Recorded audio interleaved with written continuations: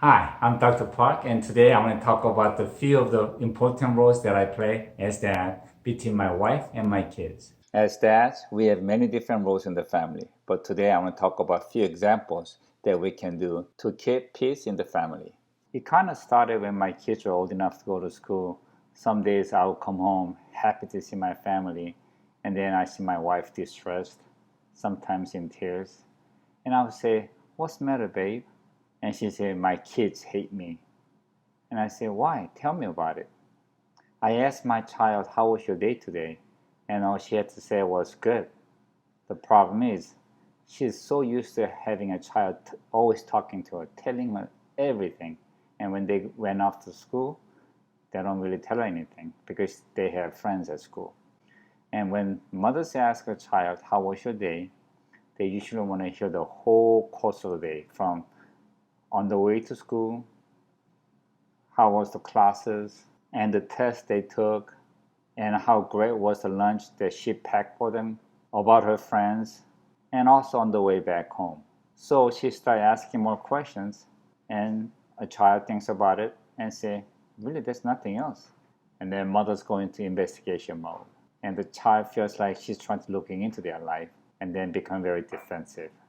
And she gets brokenhearted, and moms falls into confusion because they still have a lot of oxytocin toward their child, and they need that bonding.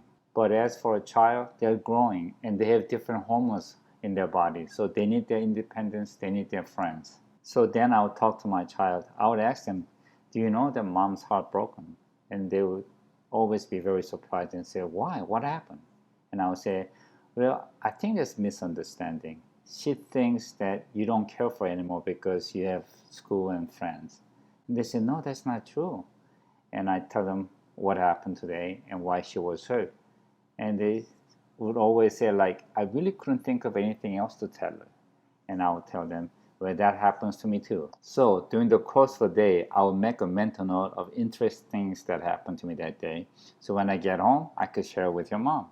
And after giving him or her the solution, I would ask them, "Do you think you could do that for me?" And they would always say, like, "Yes." And then I would go talk to my wife and tell her, it's not that they don't love you. They really couldn't think of anything to say. And I told them how to make a mental note so they could actually come home and talk to you. And in most cases, mothers are usually very curious about certain event. And then I told her, you need to ask more specific questions, like, "How was your test?" And if the child say, "Well, I got 75% a C," I don't want to lose your temper, but be sympathetic and say, "Oh no, you worked so hard for it. Which questions did you get wrong?" And once you get that analyzed, you got to talk about how to study for it next time so you could do better. If you talk to your child about future and how to do better, they're happy. But if you keep talking about the past, the test already that's been taken, and there's nothing they can do about it, the kids become defensive. Once we all agree to a solution, I'll talk about it over the dinner. And I would ask the kids to go over and hug your mom and give her a kiss. Then I have happy mom, happy kids, and then happy dad. When Joseph went to high school, one day I come home happy to see my family, and then my wife was distressed and she was actually in tears. So I asked her, "What's the matter, babe?" And she told me Joseph doesn't appreciate her. This morning, when she was dropping off at the kiss and ride, he just got off the car, didn't even look back, slammed the door, and she was waiting for him to turn around and at least say goodbye or wave at her. But he was just with his friends and just walked away. And her heart was broken. She works so hard every morning, getting up early in the morning, making sure they get their breakfast, pack their lunch, make sure they're not missing any paperwork, and making sure that they get to school on time. And she said, "I'm doing all this for them, and nobody really appreciates her. Feels like I'm doing all this for nothing." So I asked her, "Did you talk to Joseph?" And she said, "No, I don't want to talk to him. I don't want to beg for his love." And I can understand that. So I talked to Joseph. I asked him, "Did you know that mom cried today?" And he was again very surprised. He said, "Why, Dad? What happened?" And I told him what happened this morning. He was clearly very distressed about the whole situation and didn't know what to do. So I told him, We don't expect you to give her a kiss in the morning in front of your friends, but she works so hard for you guys. So at least show your appreciation. So before you get out of the car, I want you to turn around, give your mom a big smile, and thank you and say goodbye, and then you could go to your friends. And he agreed to that. And then I told my wife about the talk I had with Joseph. So we came up with a solution, and they all agreed to it. And over the dinner, I talked about it, and everybody agreed. So I told Joseph to go over and kiss your mom and give her a hug, and then thank her for everything she does for you. And he did.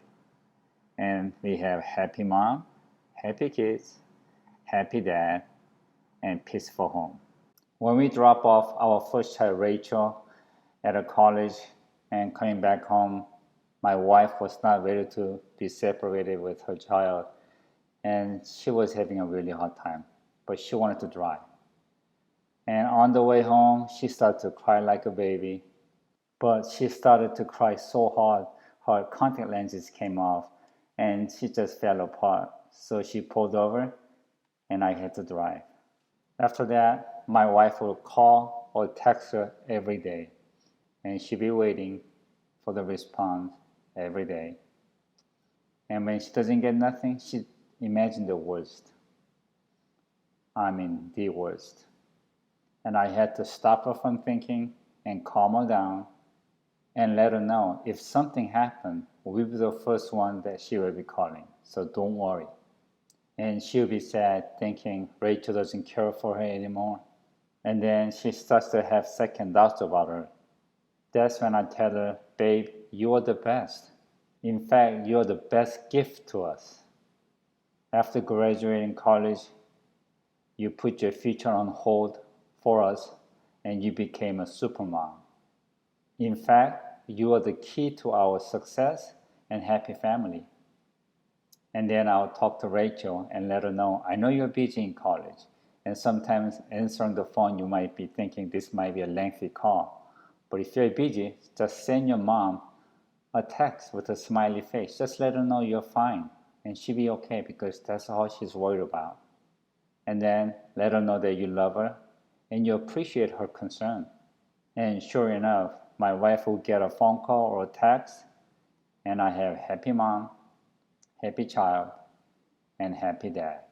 It's been almost 10 years since Rachel left, and about 7 years since Joseph left. But she's still texting them every day and still waiting. And my kids been doing really well with responding to her texts or calls.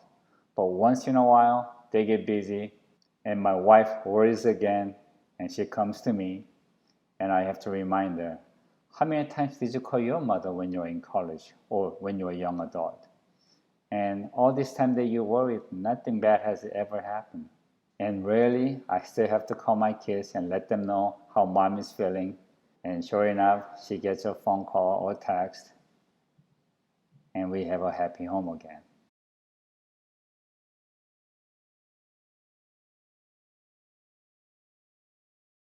As dads, we have many different roles, and it's more than being a provider.